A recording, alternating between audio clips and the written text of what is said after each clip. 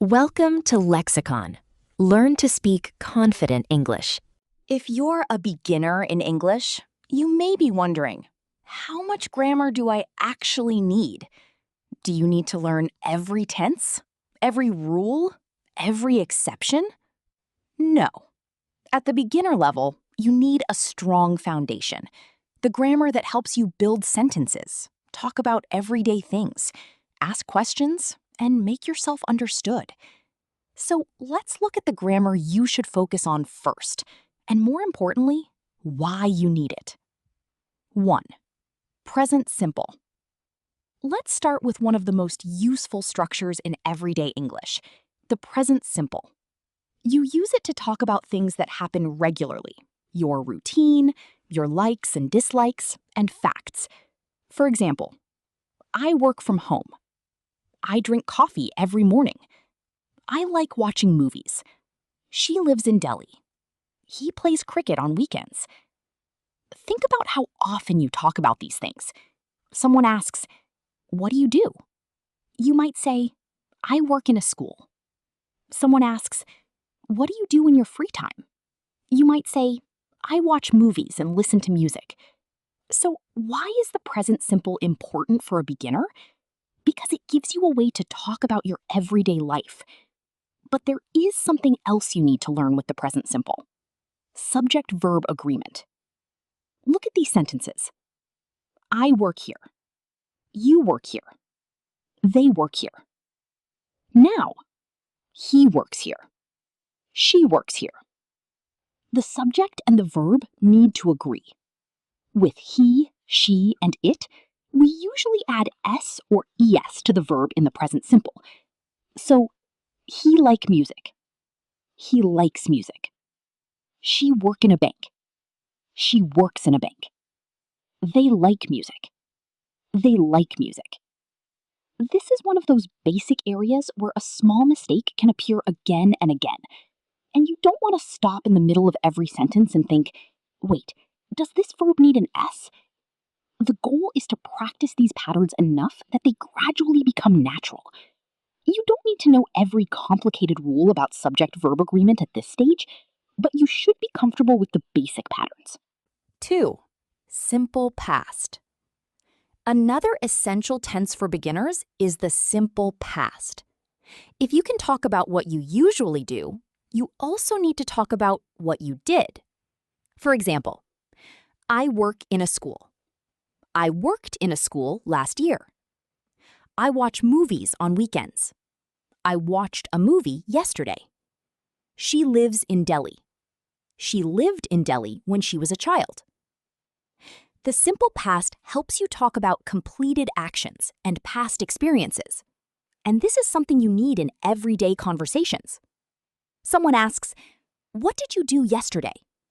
You should be able to say, "I went to work, met a friend, and came home in the evening." Someone asks, "Where did you go last weekend?" You might say, "I went to my parents' house." You also need to become familiar with both regular and irregular past forms. For example, work, worked. Play, played. Visit, visited. But go, went. Eat, ate. See, saw. Come, came. And don't forget questions and negatives. I went to the market becomes, did you go to the market? And I didn't go to the market. Notice that after did and didn't, we use the base form of the verb. Did you go? Did you went? I didn't go. I didn't went. These are basic patterns, but they are extremely useful because talking about the past is a normal part of everyday conversation. You don't need to master every past tense at the beginner level. Start with the simple past. Learn the common patterns. Learn the irregular verbs you use most often. And practice talking about things that you did or already happened. What did you do yesterday? Where did you go last weekend? What did you eat for dinner? When you can answer questions like these comfortably, you're already using grammar to communicate. 3. Pronouns. The next thing you need is a good understanding of pronouns. You probably already know I, you, he, she, it, we, they. These are subject pronouns.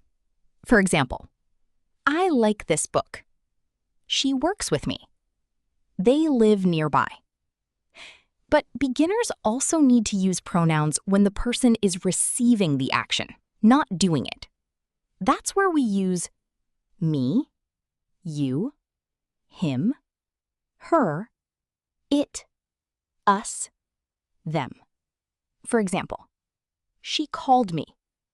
I saw him yesterday. We invited her to dinner. Can you help us? I spoke to them. Compare. He called me. Here, he is doing the action. But I called him. Here, him is receiving the action. This distinction is important because these pronouns appear constantly in everyday conversation. Articles: a, an, and the. We use a before a singular countable noun when we are talking about one thing in a general or non-specific way. For example, I need a pen. She bought a book. He is a teacher. We use an before a singular countable noun when the following word begins with a vowel sound. For example, an apple, an umbrella, an interesting book, an hour. Notice that we say an hour, even though hour begins with the letter H. That's because we focus on the sound, not simply the first letter. And then we have the. We often use the when we are talking about something specific or something that both people already know about. For example, I bought a book yesterday. The book is very interesting. The first time, we introduce a book. Once we know which book we are talking about, we can say the book.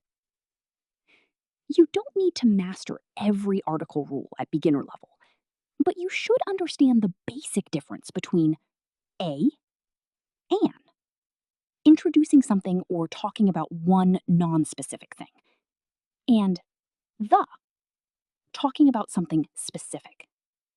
These little words help make your sentences clearer and more natural. Basic question forms. Now, here's something you absolutely need if you want to have conversations. Questions. Knowing how to make statements is not enough. If someone says, I live in Delhi, you need to be able to ask, where do you live? If you want to know whether someone likes something, do you like coffee? If you want information, what do you do? Where do you work? When do you usually wake up? At the beginner level, you should become comfortable with basic question patterns, such as, do you? Does he, she? Where do? What do?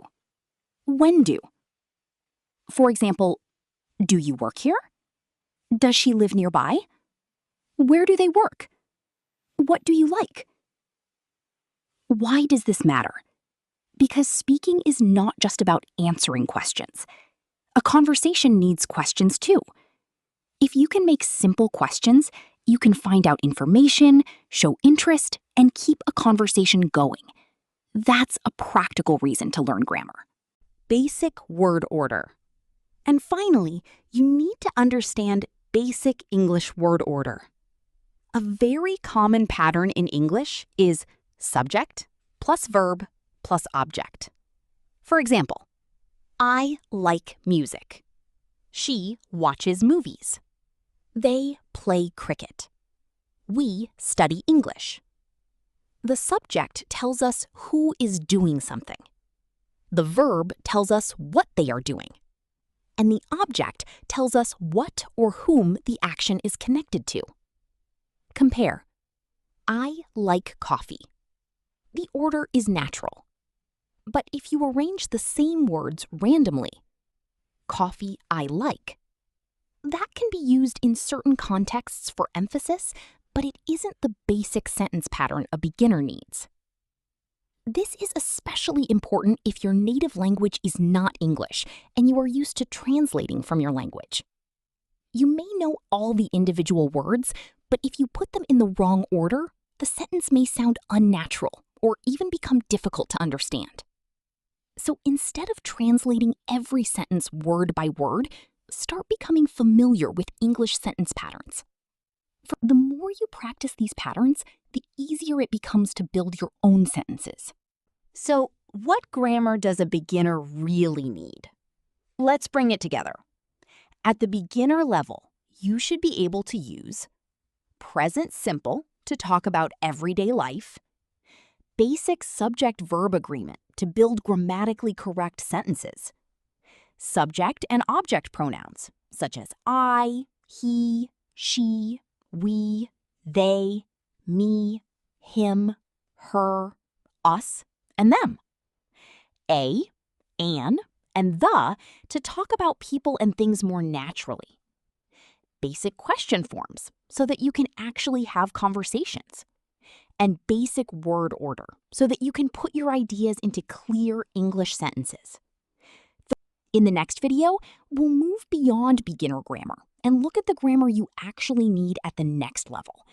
Because the goal isn't to learn all of English grammar. The goal is to learn the grammar you need for the English you want to use. See you in the next lesson. Thank you for watching. Let's build your English one step at a time.